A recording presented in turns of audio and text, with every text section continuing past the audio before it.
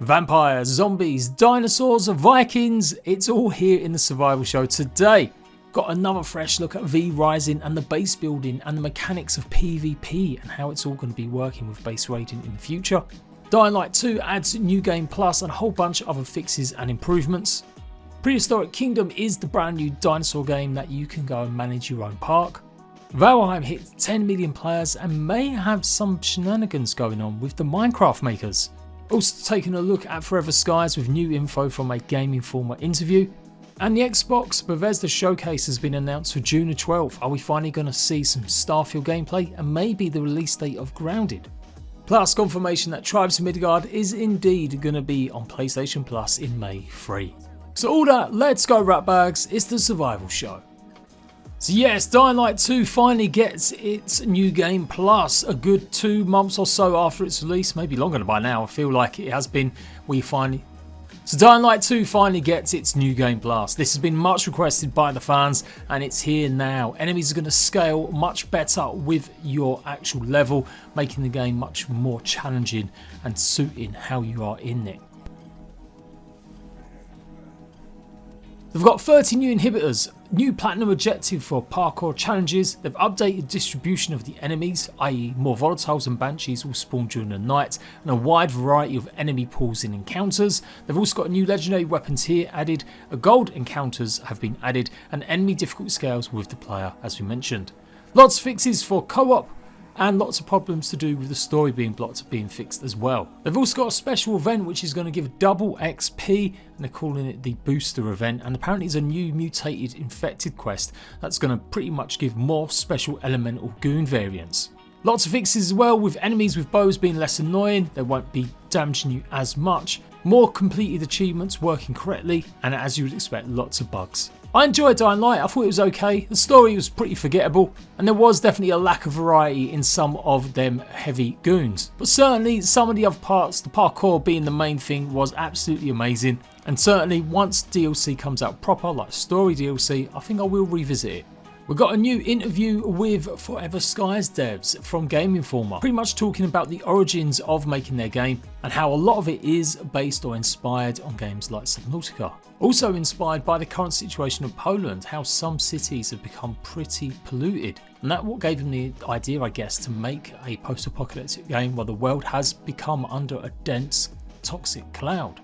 Palau Joa, apologies, I've got that name wrong, said that after a local scientist gave a talk about clean air in Krakow that you need to go about 100 meters up in the air to actually get it, that kind of led them to think, yeah, let's make a game based on that. They also said inspiration has come from games like The Raft as well, and a 23-person studio really do love so many different survival games. They also go on talking about the special gun that you'll be using, scientific tool that's 4-in-1, an extractor tool, get resources, unlock new paths, a building tool, a repair tool, and obviously being able to analyse what's going on with the environment. If you was a bit worried you might only be progressing through the torn up skyscrapers, well, it isn't the only biome that's going to be in the game. The city is not the only place, the city is even a little bit further in the game. There'll be smaller locations, it's not only about the cities, there'll be different biomes. What's super cool is that you actually will be able to go out and below the dust. Above the dust will speak directly into the ruinous status of Earth, the resources you're after, and the story of the collapse of human civilization. Obviously what's below it has evolved, and it sounds like it's going to be some pretty scary monsters in that green mist.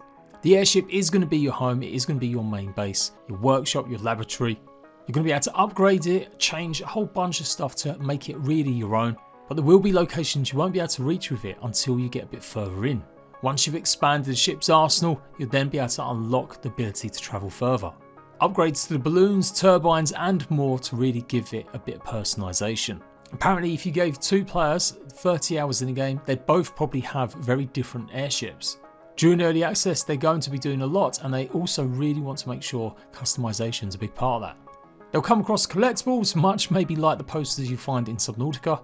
And yeah, obviously still no news about release date, but the more interviews we get in, more confident I'm seeing that we will see it released this year. So Valheim has sold 10 million copies. That is such an amazing achievement in only just over a year of it being out. To put it in perspective, I do believe Ark sold around 4 million in its first year and a half. But to be smashing that kind of number. Fantastic stuff. I know so many of you guys are waiting anxiously for the news of the Mistlands update, but there could be something even more exciting in the works. The Valheim team took a little road trip yesterday, pretty much every single one of them by the looks of things, and they've gone and visited one of their fellow Swedish cities to go and have a meeting of minds with the Minecraft makers. Could we be seeing a Minecraft Valheim crossover? I really hope so. I'm sure it was actually more just to talk about developing the game and get certain ideas across and how things work. But it's encouraging to see. Could this mean that Valheim does eventually appear on console sooner? I don't think we're going to see any kind of nonsense like Microsoft are buying them out. I'm sure this is probably just a bit of a treat. As you would expect, some of the devs do have some connections with other companies that they've worked for in the past. So I'm sure this was just a friendly visit. But it was the whole team that went, so that has got my mind racing. Could we see a DLC pack come to Minecraft? Or maybe even a crossover event in the future? That would be something cool, and something Minecraft hasn't done a lot of. There's plenty of game skins that they've done like Skyrim and Mass Effect, but not an actual event crossover. What do you reckon you could come up with if you were to design something for Minecraft with an influence from Valheim or likewise the other? Surprisingly, they didn't actually travel there by horse nor ship. Maybe also getting a bit more inspiration about customization options in the future. Looks like they also started a boy band. I've deemed these guys Moders Boys. These guys will be appearing on the latest radio stations very soon. But back to the matters at hand, it has been a while since we had any kind of news about Valheim. The last little hotfix they had that added a bunch of stuff and quality life issues was on April the 11th. And we are about running out of time for their monthly vlog, with another little tease about what to maybe expect in the future.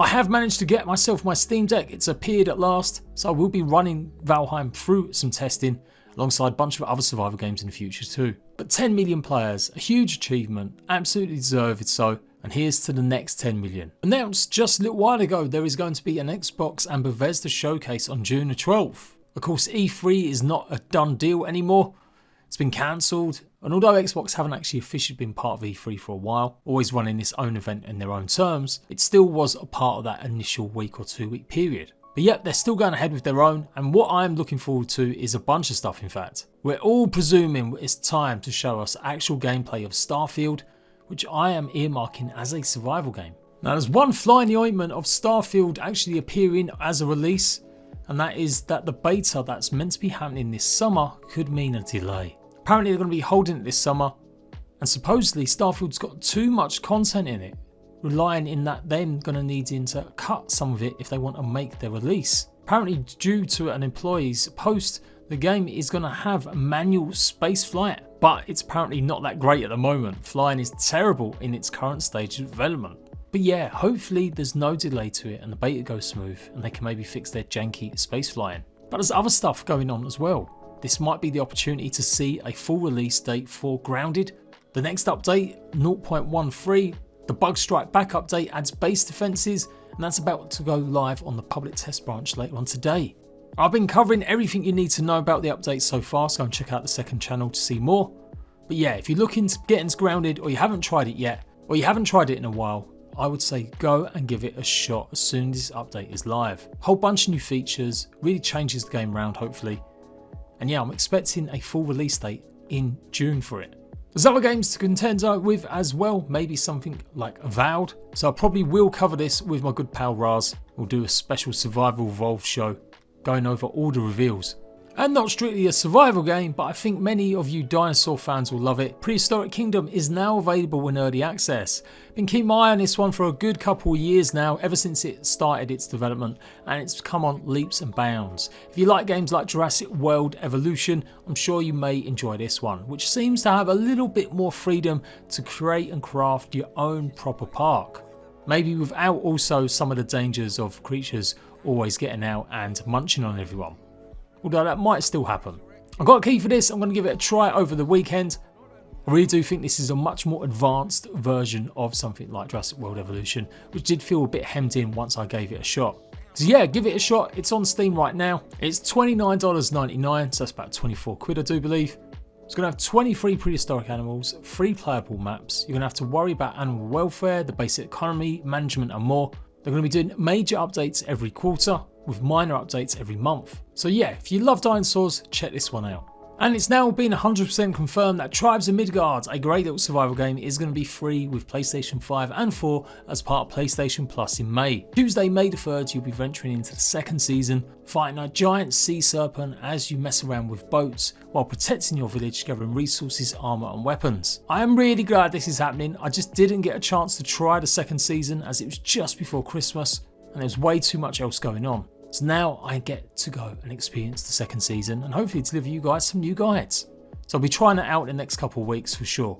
And finishing off with Vrising, a brand new trailer showcasing the base building in the game. If you don't know, this game's going to be, I do believe, PvE, PvP. You'll have raiding in it. You'll be able to go and base raid against other vampires in 50-player servers. It's coming out on May the 17th. I'm going to be all over it. Apparently, I'm going to get hold of some keys according to the devs. I'm looking forward to this one. Imagine a sort of Diablo Torchlight game, but with actual proper online connectivity with a whole bunch of players. Going up to villages and towns, wrecking them for their NPCs so you could drink their blood, giving you all sorts of vampiric powers, and then coming home to your base that you have built, put all sorts of crazy crafting stations to get even more power.